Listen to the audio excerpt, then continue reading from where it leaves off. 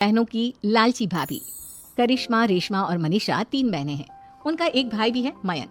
मयंक अपनी बहनों को बहुत प्यार करता है, लेकिन मयंक की पत्नी सविता इस मामले में मयंक से बिल्कुल ही अलग है। वो अपनी ननदों का जितना बुरा कर सकती है उतना बुरा करती ही रहती है और अपनी ननदों पर हुक्म भी चलाती है। करिश्मा, करिश्मा, तुमने अभी तक नाश्ता नहीं बनाया? तुम्हारे भैया को ऑफिस जाने में देर हो रही है। हाँ भाभी, बस अभी बनाती हूँ। करिश्मा, तुम ये ढीलापन छोड़ दो। कल को पराये घर जाना है। वहाँ अगर तुम इस तरह से काम करोगी तो लोग क्या कहेंगे कि माँ ने और भाभी ने कुछ सिखाया नहीं। और तुम्हारी दोनों बहनें कहाँ है?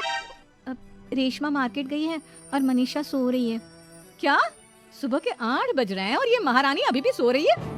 ये कहते हुए सविता अपनी सास दुर्गा देवी के पास जाती है। माँ जी, देख रही हो अपनी बेटियों के तौर तरीके?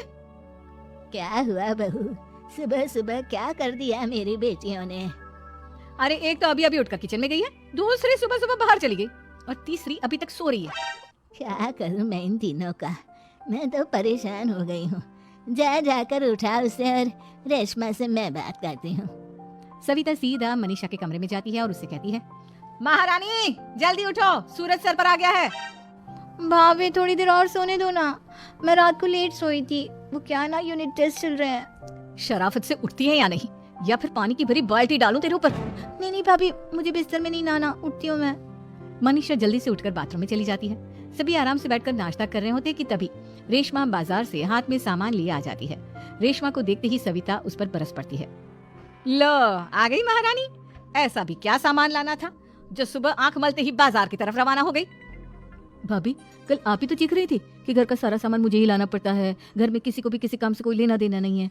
अब मैं बाजार जाकर सामान ले आई तो आपको इस बात से भी तकलीफ हो रही है? देख रही हो माँ जी, अपनी बेटी की जुबान कैंची से भी तेज चलती है। और मयंक, आप तो कुछ कहेंगे नहीं अपनी लाडली बहन को। रेशमा, अपनी भाभी से ऐसे बात नहीं करते। चलो माफी मांगो। भैया, मैं क्यों माफी मांगू? आप भाभी से बोलिए ना कि हम पर कम हुक्म चलाया करे। हम इस घर की बेटियां हैं और आपकी पत्नी की ननद है, नौकरानी नहीं। लो कर लो बात। इनकी भलाई के लिए कुछ भी बोलो तो इन्हें बुरा लग जाता है। इस घर में यही इज्जत है मेरी। देख लो माँ जी, आपकी बेटी किस लहजे में मुझसे बात कर रही है। सविता वहाँ से चली जाती है। मयंक को बहुत गुस्सा आता है, वो भी वहाँ से चला जाता है।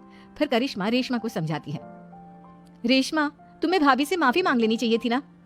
लेकिन दीदी, मैंने कुछ किया ही नहीं, तो मैं माफी क्यों मांगू? हाँ करिश्मा दीदी, रेशमा दीदी जैसे ही घर में आई भाभी ही उन पर चिल्ला रही थी। हाँ, मैं मानती हूँ कि गलती भाभी की थी। मैं तो इसलिए बोल रही हूँ कि भाभी ने माँ को तो पूरी तरह अपने वश में कर लिया है। वो हमारी बात सुनती ही नहीं। मयंक भैया हमारे लिए हमेशा खड़े रहते हैं, इसलिए उनकी बात का मान तो तुम्हें रखना चाहिए था ना। कोई फायदा नहीं दीदी, कुछ दिनों की बात और है, भाभी उन्हें भी हमारे खिलाफ भड़का देंगी। फिर वो भी माँ की तरह हमारी किसी बात का विश्वास नहीं करेंगे। इसी तरह सविता अपनी तीनों ननदों को किसी न किसी बात पर परेशान करती रहती थी। एक दिन मयंक अपनी तीनों बहनों के लिए गिफ्ट लाया। करिश्मा, ये तुम्हारे लिए हार का सेट। रेशमा, तुम्हारे लिए सुंदर सी ड्रेस। और मनीषा, तुम्हें किताबें पसंद है ना, तुम्हारे लिए किताबें लाया हूँ। थैंक यू भैया। थैंक यू भैया। थैंक यू भैया।